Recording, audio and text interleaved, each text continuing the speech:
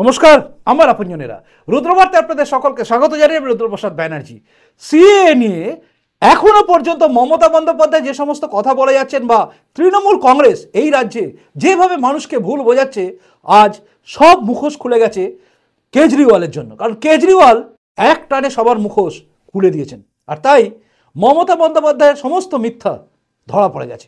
কেন বলছি, চলুন শুরু করা যাক এই মুহূর্তে সবচেয়ে ব্রেকিং নিউজ রুদ্রবার্তায়।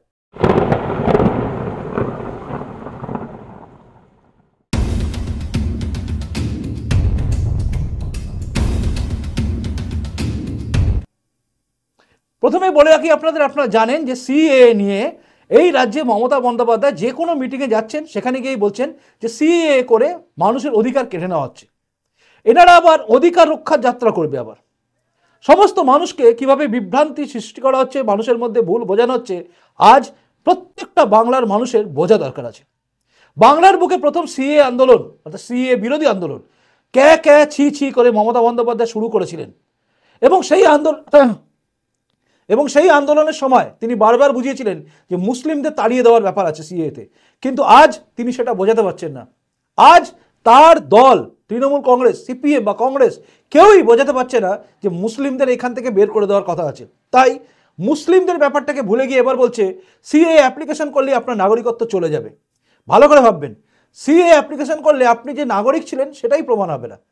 আর এই ভ্রান্ত কথা বলে মানুষকে বিভ্রান্ত করে নিজেদের রুটি শেখার চেষ্টা করছেন। কারণ তারা বুঝে গেছেন বাংলার বুকে কেন গোটা দেশ জুড়ে সিএ হয়ে যাওয়ার পরে প্রত্যেকটা মানুষ খুশি হয়ে গেছে।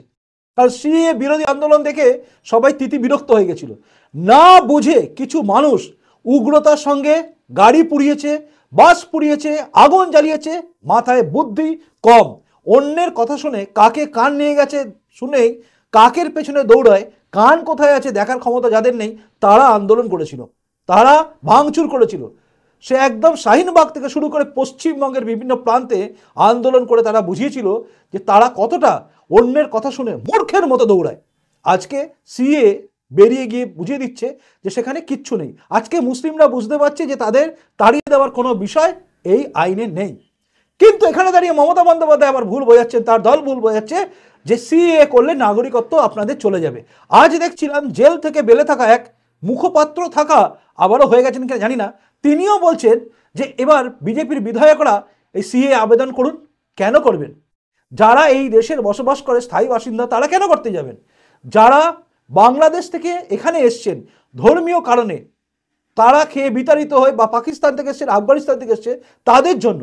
আর এই সমস্ত বিষয় আমি বললে বা আমার মতো কেউ যদি বলে আপনারা বিশ্বাস করবেন না, বিশ্বাস করবেন না বিজেপির কোনো প্রবক্তা বললে, কারণ মনে হবে বিজেপি ভুল বলছে। কিন্তু যখন বিজেপিকে সরিয়ে দেওয়ার জন্য আন্দোলন করা কেজরিওয়াল বলে আসল কথা, তখন আপনি কি বলবেন? আর কেজরিওয়াল সেই কথা বলে দিয়েছেন যে কথাটা শুনলে আপনিও বুঝবেন যে এরা কেন বিরোধিতা করছে সিএর। আর তারপরে আপনার গায়ের লোমকূপ খাড়া হয়ে যাবে এই কেজরিওয়ালের বক্তব্য শুনে, এবং তারপরেই আপনি বলবেন যে মমতা বন্দ্যোপাধ্যায় কত মিথ্যে কথা বলছে। আগে শুনুন। ये सीए आखिर है क्या? बीजेपी की केंद्र सरकार का कहना है कि 3 देश, बांग्लादेश, पाकिस्तान और अफगानिस्तान, इन 3 देशों के अल्पसंख्यक जो हैं वो अगर भारत की नागरिकता लेना चाहें तो उन्हें भारत की नागरिकता दे दी जाएगी। इसका मतलब बड़ी संख्या में यहां से अल्पसंख्यकों को हमारे देश में लाया जाएगा, उनको रोजगार दिए जाएंगे, उनके लिए घर बनाए जाएंगे, उनको यहां बसाया जाएगा। अजीब बात है ना? बीजेपी की केंद्र सरकार से हमारे बच्चों को रोजगार दिए नहीं जा रहे, पाकिस्तान से लोगों को लाके उनके बच्चों को रोजगार देना चाहते हैं। हमारे लोगों के पास तो घर नहीं है, भारत के तो ढेरों लोग बेघर हैं, लेकिन बीजेपी वाले पाकिस्तान से लोगों को लाके उन्हें भारत में बसाना चाहते हैं, उनको घर देना चाहते हैं, हमारे रोजगार उनके बच्चों को देना चाहते हैं, हमारे हक के घर उनमें पाकिस्तानियों को बसाना चाहते हैं। भारत सरकार का जो सरकारी पैसा हमारे परिवार और देश के विकास पे खर्च होना चाहिए, वो पैसा पाकिस्तानियों को भारत में बसाने पे खर्च किया जाएगा। শুনলেন কেজরিওয়ালের আতঙ্ক কোথায়? কেজরিওয়ালের আতঙ্ক, কেজরিওয়াল যেটা বোঝানোর চেষ্টা করছে গোটা ভারতবর্ষের লোককে, যে সেটা হচ্ছে বাংলাদেশ, পাকিস্তান আর আফগানিস্তান থেকে যে সমস্ত হিন্দু, বৌদ্ধ, খ্রিস্টান যারা এই দেশে এসে নাগরিকত্ব নিচ্ছে, তাদের নাগরিকত্ব দেওয়া উচিত নয়। কারণ দিলে এই দেশে মানুষদের চাকরি চলে যাবে, এই দেশের লোকেদের জায়গা কমে যাবে, এই কথা তারা বলছে। অর্থাৎ এদের ভয় হচ্ছে নাগরিকত্ব না দেওয়া। নাগরিকত্ব দিয়ে দিলেই এদের মুশকিল। মানে এবার বুঝতে পারছেন, এতদিন ধরে বিজেপির লোকেরা যেগুলো বোঝাচ্ছিল বা আমি যেটা বলছিলাম আপনারা হয়তো বুঝতে পারছিলেন না, কারণ এত বেশি প্রচার যন্ত্র কাজে লাগছিল। আর সেই প্রচার যন্ত্র দেখবেন বড় বড় মিডিয়া খুব সুচতুরভাবে একটা কাজ করছিল। সেটা হচ্ছে বিরোধীরা যেটা বলছে সেটাকে হাইলাইট করছে, আর বিজেপির লোকেরা বা কেন্দ্র সরকারের লোকেরা যারা যেটা বলছে সেটাকে কম করে দিচ্ছে। মানে আপনি ওইটা দেখুন যে সিএ কেন খারাপ, সিএ করলে নাগরিকত্ব চলে যাবে, সিএ করলে অমুক হয়ে যাবে, এটাকে বড় বড় করে দেখানো হচ্ছিল, আর বাকি তাদেরকে ছোট করে দেওয়া হচ্ছিল। আমার মতো কজনই আছে যারা গলা ফাটিয়ে বোঝাচ্ছিল প্রথম থেকে যে সিএ মানে কিচ্ছু নয়, কিন্তু আজকে কেজরিওয়াল যখন বলল তখন বোঝা গেল এদের আসল লক্ষ্য কোথায়। এই কেজরিওয়াল ইডির সামনে যেতে পারে না, লুকিয়ে লুকিয়ে পালিয়ে পালিয়ে বেড়ায়। আর এই কেজরিওয়াল সবার সামনে বলছে মানুষের অধিকারের কথা, বলছে ভারতবর্ষের লোকেদের অধিকার নাকি কেড়ে নেওয়া হবে। এবার বুঝুন, যারা বাংলাদেশ থেকে এই দেশে এসছেন, যারা ধর্ম বাঁচাতে, আমি কখনো বলি না প্রাণ বাঁচাতে এসছে, প্রাণ যদি বড় হতো তাহলে মোগলদের সামনে যেরকম সালোয়ার কামিজ পরে নিয়ে অনেকে ধর্ম পরিবর্তন করেছিল, এই বাংলাদেশ থেকে আসা হিন্দুরা সেদিন ধর্ম পরিবর্তন করে ওখানেই মুসলিম হয়ে থাকতে পারতো বাংলাদেশে বা পাকিস্তানে। তারা নিজেদের ধর্ম বাঁচাতে এখানে আসছে, তাই তাদেরকে আমি সম্মান দিই। এবং তাদের নাগরিকত্ব দেওয়ার জন্য কেন্দ্র সরকার যে আইন করেছে সিএএ, নাগরিকত্ব দেওয়ার যে আইন, সেই আইনের বলে নাগরিকত্ব পাবে। আর তার বিরোধিতা করছে এরা একটাই কারণে, যে ওই দেশ থেকে আসা লোকেরা এমনি থাকুক। এবার নিশ্চয়ই আপনাদের মাথার মধ্যে ঢুকে যাচ্ছে কেজরিওয়ালের কথা শুনে, আপনারা আসুন এমনি থাকুন, পরে মনে হলে বের করে দেবো, কিন্তু নাগরিকত্ব পাবেন না। একটা অদ্ভুত কথা তিনি বলছেন যে সবাই নাকি বাইরে থেকে চলে আসবে, এবার সবাই চলে আসবে, অথচ 2014 আগে যারা এসছেন তাদেরই এই সিএ এর আওতায় রাখা হবে, বাদবাকি কাউকে রাখা হবে না। প্রশ্ন আরেকটা করে দিয়েছেন যে বাবার সার্টিফিকেট লাগবে, বাবার জন্ম সার্টিফিকেট লাগবে, এইসব কথা যেরকম বলছেন তার সঙ্গে সঙ্গে আরেকটা জিনিস তারা বলছে না, সেলফ ডিক্লারেশন। অর্থাৎ নিজেরা যদি বলেন যে আমি এসছি এবং এসে এতদিন ছিলাম এবং 7 বছর 14 বছর ধরে আছি, এইটুকু জিনিসও যথেষ্ট। তার হিন্দু হলেই, বৌদ্ধ হলেই, খ্রিস্টান হলেই, পার্সি হলেই, শিখ হলেই আর জৈন হলেই। তো এটা তো সিম্পল ব্যাপার, এরা সেটাকে গুলিয়ে দিচ্ছে।